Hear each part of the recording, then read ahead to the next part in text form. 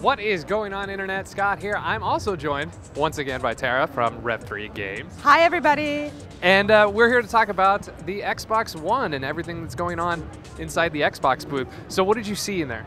I saw a couple demonstrations of the actual hardware and things like Kinect.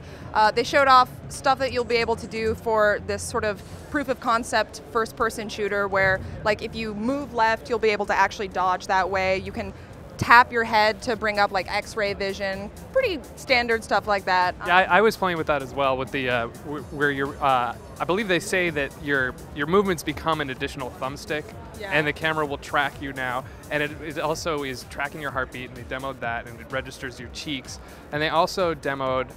They also have the emotions where it will sense your emotions and whether or not you're happy or neutral, but they do not have sad.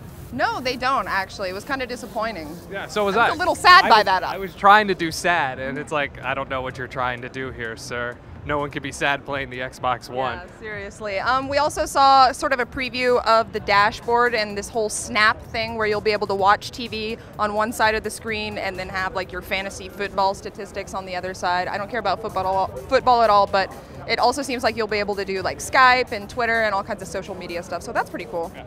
What did you think of the new controller? I like it. It's a lot like the original Xbox 360 controller. I mean, it sort of handles and feels the same way. It's really not a whole lot different, so I was actually pretty happy about that. Yeah, no, it's not real different at all. I felt like it was a little bit heavier, and I did like the tactile rubber on the thumbsticks. Yeah, that is nice. That is one thing that I wish the Xbox 360 had. Yeah, so that was a big improvement for me. Other than that, it's pretty much the same controller. If you like the Xbox controller, you're gonna love the Xbox One controller. By Xbox, I mean the Xbox 360, not the giant, huge Xbox One with a numeral 1, not O-N-E. That big monstrosity that shipped, so many years ago. Remember that thing? Yeah, oh God, yeah. These naming conventions are just screwing me up today. Yeah. It's overly complicated. Totally. Did you play any games in there? I did. I got to check out Ryse, which we both did, yeah. I was actually sort of relieved that it wasn't as Kinect heavy as the first trailer that they released sort of made it seem like. I wasn't overly impressed by any of the Xbox One games I saw. Quantum Break is definitely interesting. Remedy's doing a lot of really unique things there. They have, you know, like this TV show that ties in with the game, but it's not an actual TV show the way Defiance is. It's an in-game TV show that you sort of weave as you play the game and make choices and stuff, which is cool.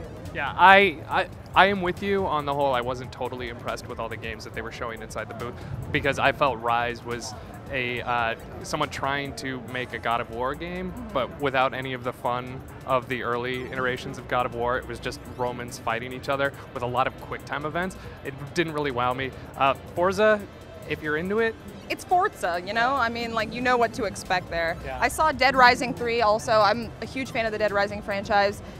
It seems like they've taken sort of a step back in the sense that they're trying to make it appeal to a wider audience. So if you saw the demo that they showed during E3, it's very brown. It's a very brown game now. Yeah, very brown, very dark. Incredibly brown. Did you play Killer Instinct? I did not, no. No? No. I did. I never played that game growing up, so I feel like a lot of that nostalgia is probably lost on me. It wasn't lost on me. Really? It's very fun. It plays exactly like the old game. I played it on the Mad Catz fighting stick that they had there. It's great. It plays like it should.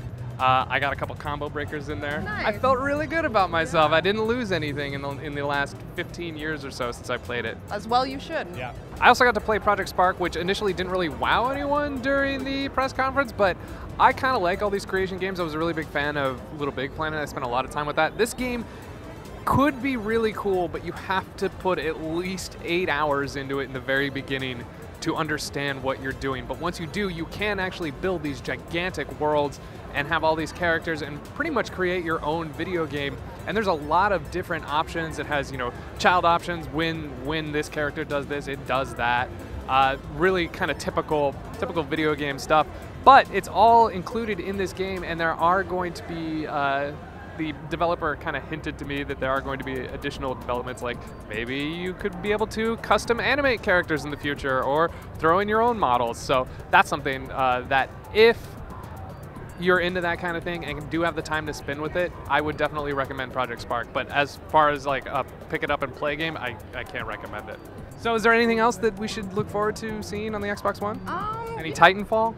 Titanfall, yeah, that is obviously one of the biggest games here. I haven't actually played that myself, but I think Max got some hands-on time with that. He might have been really impressed by it. I actually have no idea. I don't even know where he is right now. No one knows where Max is. But if you want to see how Max is doing over on Rev3 Games, or how Tara and Adam Sessler are doing on Rev3 Games, you can see them all day, every day. YouTube.com/Rev3Games.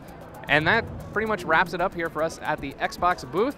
If you liked what you saw, leave a comment down below, or better yet, subscribe to the channel. For TFN, I've got Bromley saying, gotta go do more games. You have anything to say? Bye, thanks for watching. I'm so tired, I'm sorry.